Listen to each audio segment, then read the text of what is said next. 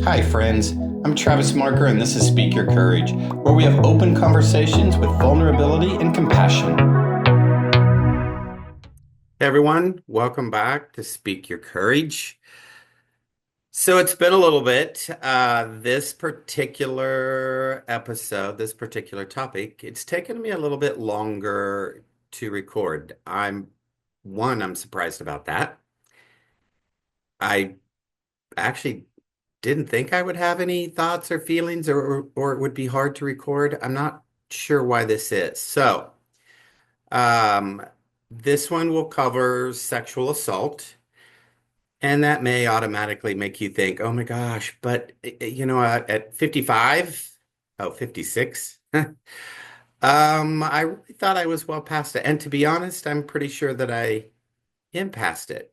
I think it's all about being able to tell the story and record it and put it out there for anybody to actually hear it. So let's go through this. So in my quest to continue telling you all about my journey, this would happen around the age of 10.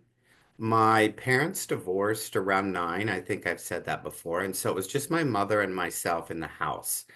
My brother went to live with my dad, and my sister was already out of the house. She was old enough to be out on her own. And small town, remember Western Kansas, I think population somewhere 3,500, something like that. This would have been, let's say, about 80, 79, 80. Don't quote my math, but somewhere right in that time frame. So this is a time when I am riding my bike to school. I almost said work. I am riding my bike to school in grade school, driving or driving. Riding my bike to and from to school in grade school. I used to wear a chain around my neck and it had a key on it. And that's when I would ride my bike home. That's how I would get in the house. And I'm by myself. It was never a thought. All of us kids were by ourselves. My mother worked, my father worked, and then, like I said, I lived with my mom, but she worked. So she didn't get home until typical time frame that 8 o'clock or 8 o'clock. Wow. See, now I'm even I'm going through this like I don't know, small anxiety. Let me just say that small anxiety going through this story. So I'm fumbling around a little bit. And as you guys know, we don't re-record. You get the Travis that you get. So all right, let's keep going. So my mom, typical mother in those days, worked until about 5 o'clock. She'd be home, let's say 5:30, something along those time frames. And she often went out with her friends after work, and so she would go for a drink, and it would be even later. And I am by myself at home, I would go home, I would fix my cereal, I would lay in front of the TV, lay on my stomach and eat my cereal. I would pour sugar all over that cereal. I would take the sugar and literally go like this until every single bit of the top of that cereal was covered in sugar. And I would sit there and I would watch the Flintstones and Bewitched and Bonanza, and I can't even remember all of those, but the Jetsons, all of those type of things.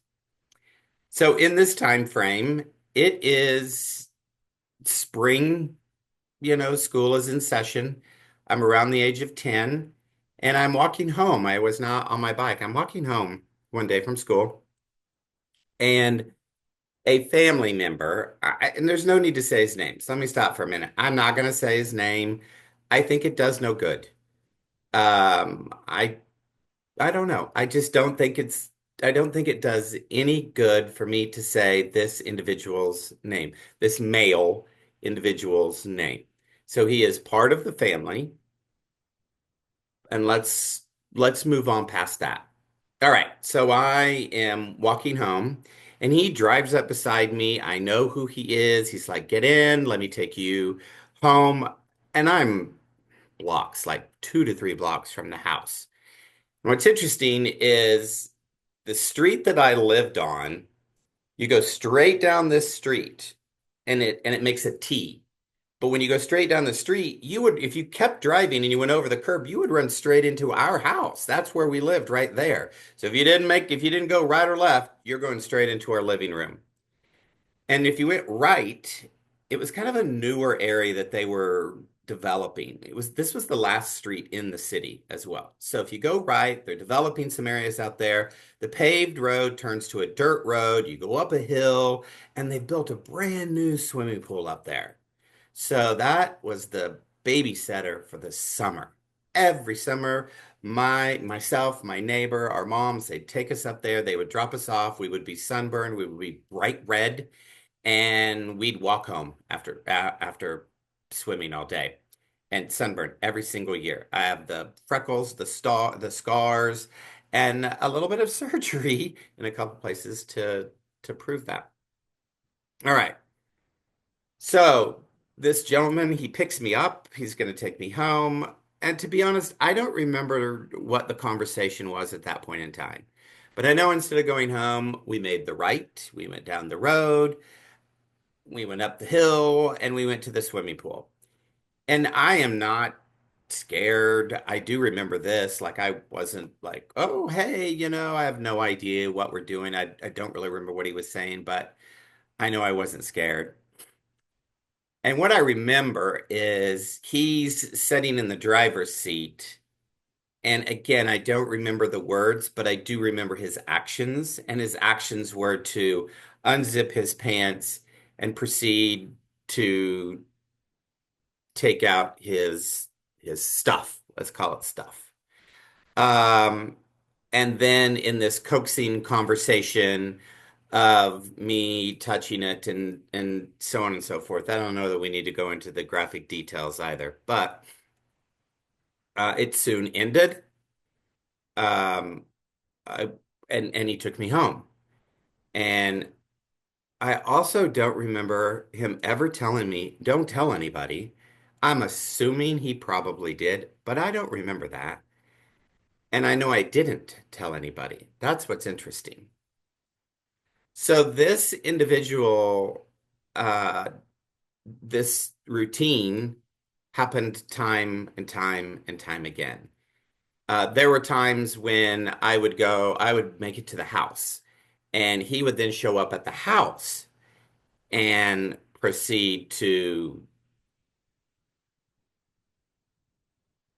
do things. I don't know that there's anything that, if you can think of, whatever you can think of probably happened, except keep in mind, I was not raped because I am 10 years old and a very small boy, and this individual is over the age of 18. So he is an adult, fully grown male. Um, so I was not raped. This continued to happen for years. It happened until we moved out of that town and moved to central Kansas to Pretty Prairie, which I've talked about before as well. I still see this individual. I still see him at family events. Um, I never I never told anybody, but I will say this, and it's not my story to tell, so I'm not going to elaborate on it. But I do know when I would have a friend over to my house, that my friend would end up involved in the same type of situation. So I wasn't the only one, but I don't know if it was outside of the two of us. And like I said, it's not for me to tell my friend's story, so I'm not going to go through that. Um, yeah. All right. So around the age of, let me back up for a minute.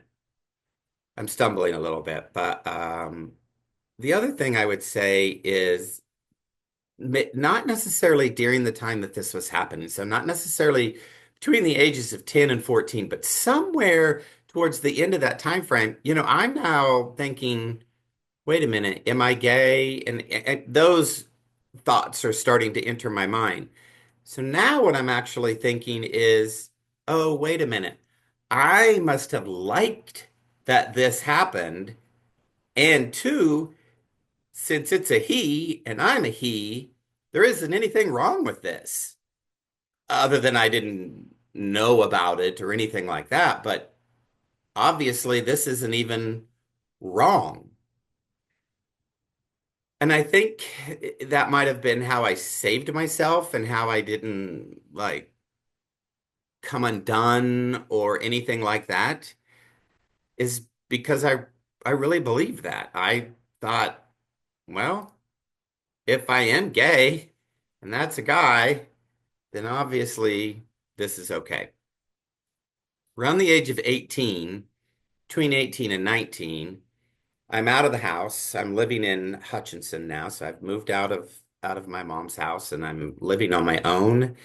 And my mom had come into town, come into Hutchinson, and we were driving to Wichita. So we were, I don't know what we were doing. We were on the road going to Wichita, which was pretty common. Wichita had malls and shopping and all of this kind of stuff. And so we were driving, and I had finally come to the thought that I need to tell my mom.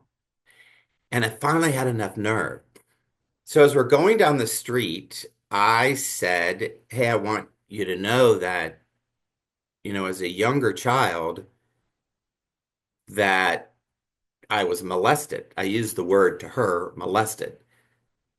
So you can see, if you think through what I'm saying, my thought process is, starting early on, I don't know what's happening, I don't know what this is, to probably where I'm saving myself going, oh, this is normal because I'm gay, and so this is okay, to now over the age of 18 thinking, I don't know about this. I think I was molested. I, know the word, you know what's happening.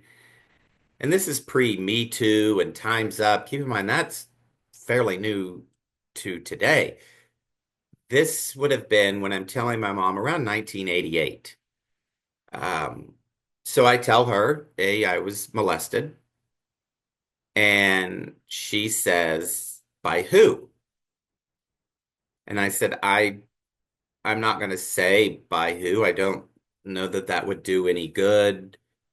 Um, and she named off people, and I just continued to say, no, no, no. I don't even know if she named the individual. I do not remember, but I still said no. And so she literally had no clue. She did not ask about me. Now, when I look back, I'm not saying that to hold a grudge. I am just saying that as a fact. She did not ask about me. She did not ask any details. She only asked one question, and that one question was, who was it? And when I would not tell, we moved on. As I recall, there was no more conversation in the car. And then we get to Wichita and we shopped and did whatever we need to do. It was never brought up again. To today, it has never been brought up again. My dad, as I think I've said, passed away in 2018, and I never told him. So if my stepmom is listening to this one, she will hear for the first time as well. Because outside of my mom, I told my brother, but I did not tell him until I was 40s. So, within the last, let's say, 15 years or so is when I told him. And it's not because I don't want to talk about it. It's not anything like that. I'm not embarrassed to talk about it. I'm not ashamed. I just don't. Um, I tell friends, like when the friends are talking and it comes up, I'm like, oh yeah, this happened to me and this happened to blah, and we share stories and it's great. But I don't know. I don't have answers for why I've never told anybody other than friends, and it really is a vulnerable moment with my friends, and it's really when you're talking about something and you're creating more trust between each other, and you tell a story and they tell a story, and so on and so forth. So it is interesting to sit and talk to a camera, a webcam, use the right lingo here, about this whole situation. Again, not embarrassed, not ashamed, just I don't know. It was time. So, um, the other thing I would say is through the years, I've been to counseling a lot. And sometimes the counselor, when I first came out, I went into counseling and he was going to uh, turn me straight, basically, because as a Christian, I should not be gay and so on and so forth. But in the short amount of time I went with him, it came out with him as well. I was with a gentleman for 11 years, and at the end of that, I went to counseling for a few years, and it came out during that. So it's not that it hasn't come out during counseling. Um, I've, it's again, it's not a secret. I just don't per se talk about it. But I will tell you, in my 40s, when I went to the counselor, is really when it became obvious that, wait a minute. My thought process when I was 10 through 14, or after that even, and I'm thinking, wait, since I'm gay and he's a male, that this is okay. That is when I finally realized, no, wait a minute, this is not okay. He is an adult male over the age of 18 taking advantage of a child. I did not fully accept that until I was in my 40s. And it was through the help of a therapist saying, you need to let that part go. You being gay has nothing to do with anything else. And you turned it around on me, if I was straight and a woman had done it, does that mean it's okay? And I'm like, well, absolutely not. And well, that's the same story. Okay, okay. It took some time. Don't get me wrong, it wasn't like overnight, but now I see it. Now I see this was an adult male. He took advantage of me as a child, as a family member. Um, yeah. So, why tell my story now? It's a tough question, and I don't know that I have the right answer for that. I don't know that I can put into words the exact reason of why I tell my story today. I tell it because I think it's time. Like, it's time, period. Just plain and simple. It's time to tell the story. I think so. I met an individual last few years, gentleman, a peer, a friend, and we bonded. I say we bonded, that's my words. And we were discussing things, and I felt really vulnerable with him, and I felt I could trust him. And I opened up and said this story. And like I said, I tell it with friends. There was something different about telling at that time, and it wasn't like it was a big deal. And I think, I don't think it is. To me, I just don't think it's a big deal now. I say it's never been a big deal, but by saying that, you heard me when I started this. I couldn't get my right words. It took me an extra 2 weeks to record this one. I'm a couple weeks behind in my podcast here, and it's because of this particular one. So here's my thoughts. If anything like that has happened to you and you don't want to tell your story, don't. I'm not here, and I don't think anybody should force you to tell your story or go after the person or anything like that. Everybody is an individual and everybody gets to create their own path. And for me, it took me 40 plus years, and I'm telling my story. And I've also determined it doesn't matter who the individual was. And so I say to you, you tell the pieces that you want to tell, and you tell those pieces when you want to tell those pieces. Maybe that's never. Maybe that's to a therapist. So maybe you go for help. Maybe you find someone like I did. It was a new friend where when I told the story that time, it was different. Um,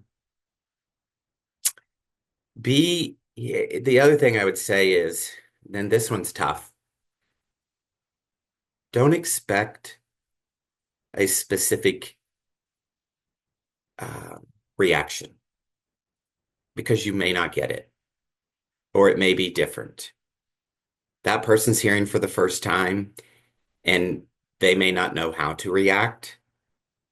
So don't go, if you are going to tell somebody, don't go into it expecting whether it be sympathy, empathy, tears, whatever it may be. So those are the things that I would say. Thank you for listening to my story. I'd love to hear your story. If you're comfortable, reach out to me. Uh, you can put comments. You can send me an email. Many of you know me, and so you know how to contact me, and I'd love to hear your story. If you'd like to come on and talk about it here too, that's a tough one. Don't get me wrong, but I'm up for it if you're up for it. So here's today's homework. What I'd like for you to do is if you have been in my shoes, if you have been in my shoes, think just think about telling somebody new your story. You don't have to do it. Like I said, you tell your story when you want to tell your story and you tell who and you tell however much you want. So homework for today is just think about it. And if you think, you know what, today's the day, then go ahead and proceed with that. If it's not, don't do it. So today's homework is if you've been in my shoes, I just want you to think about that. All right. With that, I thank you. I appreciate you listening. I appreciate you listening to all the podcasts, your comments. Keep them coming. And I'll see you next time. Don't forget to speak your courage.